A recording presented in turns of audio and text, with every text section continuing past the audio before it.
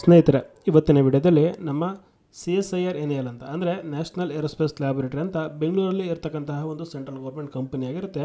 ಇಲ್ಲಿ 10th ಅಥವಾ ITM ಮಾಡಿರೋರಿಗೆ ನೇರ ನೇಮಕಾತಿ ನಡೀತಾ ಇರುತ್ತೆ. ಸ್ಯಾಲ್ರಿ ಬಂದು ಸ್ಟಾರ್ಟಿಂಗೇ 40,000 ತನಕ ನಿಮಗೆ ಸಿಗುತ್ತೆ. ಸೊ ಹಾಗಿದ್ರೆ ಈ ಒಂದು ಹುದ್ದೆಯ ಕುರಿತು ಕಂಪ್ಲೀಟ್ ಇನ್ಫಾರ್ಮೇಷನ್ನ ನಾನು ನಿಮಗೆ ಇವತ್ತು ತಿಳಿಸ್ಕೊಡ್ತೀನಿ. ಅದಕ್ಕೂ ಮುಂಚೆ ನಮ್ಮ ಚಾನಲ್ಗೆ ಇನ್ನೂ ಸಬ್ಸ್ಕ್ರೈಬ್ ಆಗಿಲ್ಲ ಅಂದರೆ ಈಗಲೇ ಸಬ್ಸ್ಕ್ರೈಬ್ ಆಗಿ ಪಕ್ಕದಲ್ಲೇ ಇರತಕ್ಕಂತಹ ಬೆಲ್ ಬಟನನ್ನು ಪ್ರೆಸ್ ಮಾಡಿ. ಸ್ನೇಹಿತರೆ, ಮೊದಲಿಗೆ ಅರ್ಜಿನ ಸಲ್ಲಿಸೋದಕ್ಕೆ ಇವಾಗ ಆಲ್ರೆಡಿ ಸ್ಟಾರ್ಟ್ ಆಗಿರುತ್ತೆ. 6ನೇ ತಾರೀಕಿಂದನೇ ಸ್ಟಾರ್ಟ್ ಆಗಿದೆ. ಕೊನೆ ದಿನಾಂಕ ಬಂದು 10/7/2025 ಆಗಿರುತ್ತೆ. ಸೊ ಇನ್ನೂ ಅವಕಾಶ ಇದೆ. ಲಿಂಕ್ನ ನಾನು ಡಿಸ್ಕ್ರಿಪ್ಷನಲ್ಲಿ ಕೊಟ್ಟಿದ್ದೀನಿ. ಅದನ್ನು ಯೂಸ್ ಮಾಡಿಕೊಂಡು ಅರ್ಜಿನ ಸಲ್ಲಿಸೋಕ್ಕೆ ಇಷ್ಟ ಇರೋವಂಥವ್ರು ಅರ್ಜಿನ ಸಲ್ಲಿಸಿ. ಸ್ನೇಹಿತರೆ, ಹುದ್ದೆಗಳ ಬಗ್ಗೆ ತಿಳ್ಕೊಳ್ಳೋದಾದರೆ ಹುದ್ದೆಯ ಹೆಸರು ಬಂದು ಟೆಕ್ನಿಷಿಯನ್ 1 ಅಂತ. ಸೊ ಒಟ್ಟು 104 ಹುದ್ದೆಗಳನ್ನ ಇಲ್ಲಿ ಕಾಲ್ ಮಾಡಿರ್ತಾರೆ. ಎಲ್ಲ ಥರ ಟ್ರೇಡ್ಗಳನ್ನ ಸೇರಿಸಿ 104 ಹುದ್ದೆಗಳನ್ನ ಇಲ್ಲಿ ಕಾಲ್ ಮಾಡಿರ್ತಾರೆ. ಸೊ ಈ ಒಂದು ಹುದ್ದೆಗಳಿಗೆ ಬೇಸಿಕ್ ಸ್ಯಾಲ್ರಿ ಬಂದು 19,900 ರೂಪಾಯಿ ಆಗಿರುತ್ತೆ. ಗ್ರಾಸ್ ಸ್ಯಾಲ್ರಿ ನಿಮಗೆ ಮಂತ್ಲಿ 38,500. ಇದು ಗ್ರಾಸು ಎಲ್ಲ ಥರ ಪರ್ಕ್ಸ್ ಏನು ಮಾಡಿಕೊಂಡು ಇಲ್ಲಿ 38,500 ರೂಪಾಯಿ ಇಲ್ಲಿ ಗ್ರಾಸ್ ಸ್ಯಾಲ್ರಿನ ಇರುತ್ತೆ. ಸೊ ಇನ್ನು ಅಪ್ಪರ್ ಏಜ್ ಲಿಮಿಟ್ ಬಂದರೆ ಜನರಲ್ ಕ್ಯಾಟಗರಿ ಅವ್ರಿಗೆ 28 ವರ್ಷ ಅಪ್ಪರ್ ಏಜ್ ಲಿಮಿಟ್ ಇರುತ್ತೆ. OBC ಅವ್ರಿಗೆ 31 ವರ್ಷ ತನಕ ಅರ್ಜಿನ ಸಲ್ಲಿಸ್ಬೋದು. SC ST ಆಗಿದ್ದರೆ 33 ವರ್ಷ ತನಕ ಅರ್ಜಿನ ಸಲ್ಲಿಸೋದಕ್ಕೆ ಇಲ್ಲಿ ಅವಕಾಶನ ಕೊಟ್ಟಿದ್ದಾರೆ. ಸ್ನೇಹಿತರೆ, ಮೊದಲಿಗೆ ಫಿಟ್ಟರ್ ಟ್ರೇಡ್ಗೆ 25 ಪೋಸ್ಟ್ಗಳಿರುತ್ತೆ. ಸೊ ITನಲ್ಲಿ ಫಿಟ್ಟರ್ ಮಾಡಿರೋಂಥವ್ರಿಗೆ 25 ಪೋಸ್ಟ್ಗಳು ಖಾಲಿ ಇರುತ್ತೆ. ಈ ಒಂದು ಹುದ್ದೆಗಳಿಗೆ ಅರ್ಜಿನ ಸಲ್ಲಿಸೋಂಥವ್ರು 10ನೇ ತರಗತಿ SSLCಯಲ್ಲಿ ಸೈನ್ಸ್ ಸಬ್ಜೆಕ್ಟಲ್ಲಿ ನಿಮ್ಮದು 55 ಮಾರ್ಕ್ಸ್ ಇರಬೇಕಾಗತ್ತೆ. ಸೊ 10th ಸೈನ್ಸ್ ಸಬ್ಜೆಕ್ಟಲ್ಲಿ 55 ಮಾರ್ಕ್ಸ್ ಇರೋವಂಥವ್ರು ಮಾತ್ರ ಎಲಿಜಿಬಲ್ ಇರ್ತಾರೆ ಅರ್ಜಿನ ಸಲ್ಲಿಸೋದಕ್ಕೆ. ಸೊ ITನಲ್ಲಿ NCVT ಆದರೂ ಸರಿ, SCVT ಆದರೂ ಸರಿ ಅರ್ಜಿನ ಸಲ್ಲಿಸ್ಬೋದು. ಅಪ್ರೆಂಟಿಸ್ಶಿಪ್ ಮಾಡಿದರೂ ಕೂಡ ಸರಿ, ಅಪ್ರೆಂಟಿಸ್ಶಿಪ್ ಮಾಡಿಲ್ಲ ಅಂದರೂ ಸರಿ. ITನಲ್ಲಿ ಇವೆರಡು ವೊಕೇಶ್ನಲ್ ಟ್ರೈನಿಂಗ್ ಇರೋವಂಥವ್ರು ಅರ್ಜಿನ ಸಲ್ಲಿಸ್ಬೋದು. ಬಟ್ SSLCಯಲ್ಲಿ ನಿಮ್ಮ ಸೈನ್ಸ್ ಸಬ್ಜೆಕ್ಟಲ್ಲಿ ಮಿನಿಮಮ್ 55 ಮಾರ್ಕ್ಸ್ ಇರೋವಂಥವ್ರು ಮಾತ್ರ ಅರ್ಜಿನ ಸಲ್ಲಿಸೋದಕ್ಕೆ ಇಲ್ಲಿ ಎಲಿಜಿಬಲ್ ಇರ್ತೀರ. ಸೊ ಮ್ಯಾಥ್ಸು ಬೇಕಾಗಿಲ್ಲ ಮಾರ್ಕ್ಸು, ಸೈನ್ಸ್ ಮಾತ್ರ ಮಿನಿಮಮ್ 55 ಮಾರ್ಕ್ಸ್ ಇದ್ದರೆ ಮಾತ್ರ ನೀವು ಅರ್ಜಿನ ಸಲ್ಲಿಸೋದಕ್ಕೆ ಇಲ್ಲಿ ಎಲಿಜಿಬಲ್ ಇರ್ತೀರ. ಸ್ನೇಹಿತರೆ, ನಂತರ ITI ಮಾಡಿರೋವಂಥವ್ರು ಡೈರೆಕ್ಟಾಗಿ ಅರ್ಜಿನ ಸಲ್ಲಿಸ್ಬೋದು. ಇನ್ನು SSLC ಮೇಲೆ ಅರ್ಜಿನ ಸಲ್ಲಿಸೋವಂಥವ್ರು ನೀವು ಯಾವುದಾದ್ರೂ ಒಂದು ಇಂಡಸ್ಟ್ರಿನಲ್ಲಿ, ಅಥವಾ ಅದು ಪ್ರೈವೇಟ್ ಆದರೂ ಸರಿ, ಸ್ಟೇಟ್ ಆದರೂ ಸರಿ, ಸೆಂಟ್ರಲ್ ಆದರೂ ಸರಿ, ಪಬ್ಲಿಕ್ ಸೆಕ್ಟರ್ ಆದರೂ ಸರಿ. ಸೊ ಇಲ್ಲಿ ನೀವು SSLC ಆದ ನಂತರ 3 ವರ್ಷ ಕೆಲಸ ಮಾಡಿರುವಂತಹ ಎಕ್ಸ್ಪೀರಿಯನ್ಸ್ ಇದ್ದರೆ ಫಿಟ್ಟರ್ ಟ್ರೇಡ್ನಲ್ಲಿ ನೀವು ಅರ್ಜಿನ ಸಲ್ಲಿಸ್ಬೋದು. ಸೊ ITI ಮಾಡಿರೋರು ಡೈರೆಕ್ಟಾಗಿ ಅರ್ಜಿನ ಸಲ್ಲಿಸ್ಬೋದು. SSLC ಮೇಲೆ ಅರ್ಜಿನ ಸಲ್ಲಿಸೋಂಥವ್ರು 3 ವರ್ಷಗಳ ಕಾಲದ್ದು ನಿಮ್ಮ ಹತ್ರ ಎಕ್ಸ್ಪೀರಿಯನ್ಸ್ ಇದ್ದರೆ ಫಿಟ್ಟರ್ ಟ್ರೇಡ್ನಲ್ಲಿ ಅವರು ಕೂಡ ಅರ್ಜಿನ ಸಲ್ಲಿಸಬಹುದು. ಸ್ನೇಹಿತರೆ, ಹಾಗೆಯೇ ನೆಕ್ಸ್ಟ್ ವೆಲ್ಡರ್ಗೆ ಕೇವಲ 2 ಪೋಸ್ಟ್ಗಳಿರುತ್ತೆ. ಇವ್ರಿಗೂ ಅಷ್ಟೇ SSLC ಪಾಸ್ ಆದ ನಂತರ ITI ಮೇಲೆ ಅರ್ಜಿನ ಸಲ್ಲಿಸ್ಬೋದು. ಇಲ್ಲ ಬೇರೆ ಕಡೆ ಕೆಲಸ ಮಾಡಿರೋಂಥವ್ರು ಕೂಡ ಅರ್ಜಿನ ಸಲ್ಲಿಸ್ಬೋದು. ಇನ್ನು ಟರ್ನರ್ ಅವರಿಗೆ 3 ಪೋಸ್ಟನ್ನ ಕೊಟ್ಟಿರ್ತಾರೆ. ಹಾಗೆಯೇ ಎಲೆಕ್ಟ್ರಿಕಲ್ ಟ್ರೇಡ್ ಅವ್ರಿಗೆ 12 ಪೋಸ್ಟನ್ನ ಕೊಟ್ಟಿದ್ದಾರೆ. ಸೊ ITನಲ್ಲಿ ಎಲೆಕ್ಟ್ರಿಷಿಯನ್ ಮಾಡಿರೋಂಥವ್ರು ಈ ಒಂದು ಹುದ್ದೆಗೆ ಅರ್ಜಿನ ಸಲ್ಲಿಸ್ಬೋದು. ಗೆಳೆಯರೆ, ಹಾಗೆಯೇ ಮಷಿನಿಸ್ಟ್ ಅಂತ 8 ಪೋಸ್ಟ್ ಇಲ್ಲಿ ಕಾಲಾಗಿರುತ್ತೆ. ಇನ್ನು ICTS ಅಂತ ಇದಕ್ಕೂ ಕೂಡ 4 ಪೋಸ್ಟ್ಗಳು ಕಾಲಾಗಿರುತ್ತೆ. ಎಲೆಕ್ಟ್ರಾನಿಕ್ಸ್ ಆ್ಯಂಡ್ ಇನ್ಸ್ಟ್ರುಮೆಂಟೇಷನ್ ಅಂತ 1 ಪೋಸ್ಟ್ ಕಾಲಾಗಿದೆ.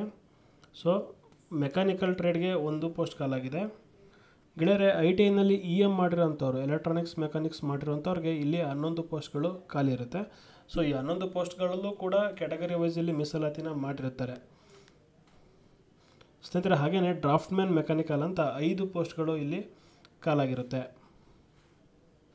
ಗೆಳೆಯರೆ, COP ಅಂತ ಕರೀತಾರೆ. ಸೊ ಇಲ್ಲಿ 2 ಹುದ್ದೆಗಳನ್ನ ಇಲ್ಲಿ ಕಾಲ್ ಮಾಡಿರ್ತಾರೆ. ಹಾಗೆಯೇ ಮೋಟರ್ ಮೆಕ್ಯಾನಿಕ್ ಟ್ರೇಡ್ ಅಂತ 1 post, electroplater 1 post, painter 1 post, sheet metal ಟ್ರೇಡ್ಗೆ 1 ಪೋಸ್ಟ್ ಇರುತ್ತೆ. ಮತ್ತು ಹೌಸ್ ಕೀಪರ್ ಟ್ರೇಡ್ ಅಂತ ಅದಕ್ಕೂ ಕೂಡ 1 ಪೋಸ್ಟ್ನ ಕೊಟ್ಟಿದ್ದಾರೆ. ಕ್ಯಾಟಗರಿಂಗ್ ಆ್ಯಂಡ್ ಹಾಸ್ಪಿಟಾಲಿಟಿ ಅಸಿಸ್ಟೆಂಟ್ ಅಂತ 1 ಪೋಸ್ಟ್ನ ಕೊಟ್ಟಿದ್ದಾರೆ. ಸೊ ಇನ್ನು ಎಕ್ಸ್ರೇ ಟೆಕ್ನಿಷಿಯನ್ ಅಂತ 1 ಪೋಸ್ಟ್ನ ಕೊಟ್ಟಿದ್ದಾರೆ. ಫಿಸಿಯೋಥೆರಪಿ ಅಂತ 1 ಪೋಸ್ಟು, ಮೆಡಿಕಲ್ ಲ್ಯಾಬ್ ಟೆಕ್ನಿಷಿಯನ್ ಅಂತ 1 ಪೋಸ್ಟು. ಸೊ ಒಟ್ಟಾರೆ 104 ಪೋಸ್ಟ್ಗಳು ಇಲ್ಲಿ ಕಾಲಾಗಿರುತ್ತೆ. ಸ್ನೇಹಿತರೆ, ಇನ್ನು ಸೆಲೆಕ್ಷನ್ ಯಾವ ಥರ ಮಾಡ್ತಾರೆ ಅಂದರೆ, ಸೊ ಇಲ್ಲಿ 2 ಥರ ಎಕ್ಸಾಮಿನೇಷನ್ ಇರುತ್ತೆ. ಸ್ಟೇಜ್ 1 ಮತ್ತು ಸ್ಟೇಜ್ 2 ಅಂತ. ಸೊ ಸ್ಟೇಜ್ 1ನಲ್ಲಿ ಏನು ಮಾಡ್ತಾರೆ, ಪ್ರಾಕ್ಟಿಕಲ್ ಟೆಸ್ಟ್ನ ಮಾಡ್ತಾರೆ.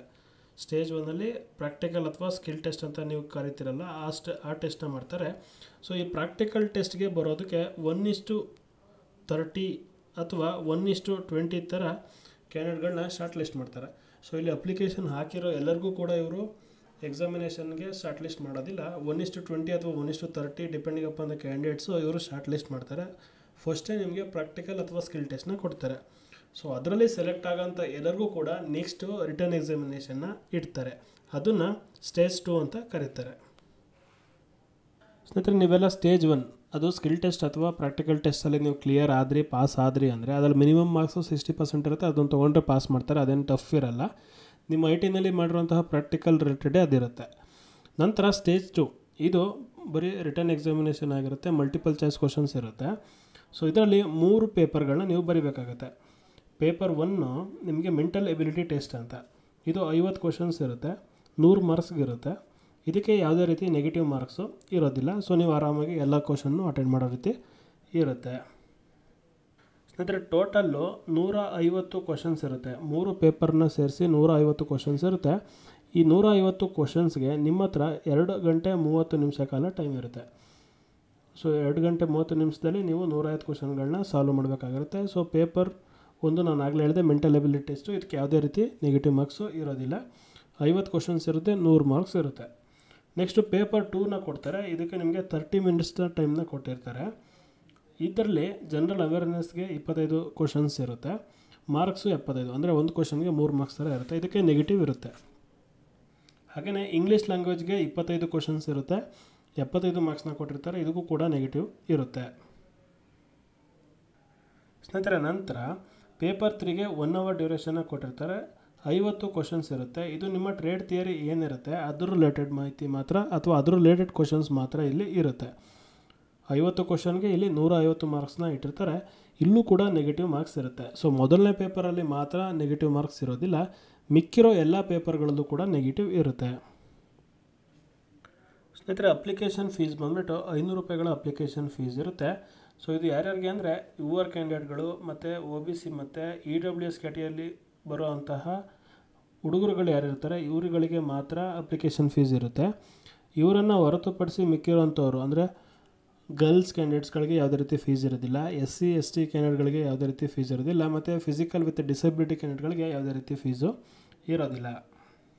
ಸ್ನೇಹಿತರೆ, ಕೊನೆಯದಾಗಿ ಮತ್ತೊಂದು ಸಾರಿ ಅರ್ಜಿನ ಸಲ್ಲಿಸೋದಕ್ಕೆ ಇವಾಗ ಆಲ್ರೆಡಿ ಸ್ಟಾರ್ಟ್ ಆಗಿರುತ್ತೆ. ಲಿಂಕನ್ನು ನಾನು ಡಿಸ್ಕ್ರಿಪ್ಷನಲ್ಲಿ ಕೊಟ್ಟಿದ್ದೀನಿ. ಸೊ ಕೊನೆ ದಿನಾಂಕ ಬಂದು 10/7/2025 ಆಗಿರುತ್ತೆ. ಅಷ್ಟರೊಳಗಡೆ ನೀವು ಅರ್ಜಿನ ಸಲ್ಲಿಸಿ ಮತ್ತು ಎಕ್ಸಾಮಿನೇಷನ್ ಫೀಸ್ನ ಅಲ್ಲಿ ನೀವು ಪೇ ಮಾಡಬೇಕು, ಅಷ್ಟರೊಳಗಡೆ ನೀವು ಪೇ ಮಾಡಬೇಕಾಗುತ್ತೆ. ಸೊ ಸೆಲೆಕ್ಷನ್ ಪ್ರೊಸೆಸ್ಸು ಫಸ್ಟೇ ನಿಮಗೆ ಸ್ಕಿಲ್ ಟೆಸ್ಟ್ ಇಟ್ಟಿರ್ತಾರೆ, ನೆಕ್ಸ್ಟು ನಿಮಗೆ ರಿಟರ್ನ್ ಟೆಸ್ಟ್ ಇಡ್ತಾರೆ, ಅದಾದಮೇಲೆ ಡಾಕ್ಯುಮೆಂಟ್ ವೆರಿಫಿಕೇಷನು, ಆಮೇಲೆ ನಿಮಗೆ ಜಾಯ್ನಿಂಗ್ ಇರುತ್ತೆ.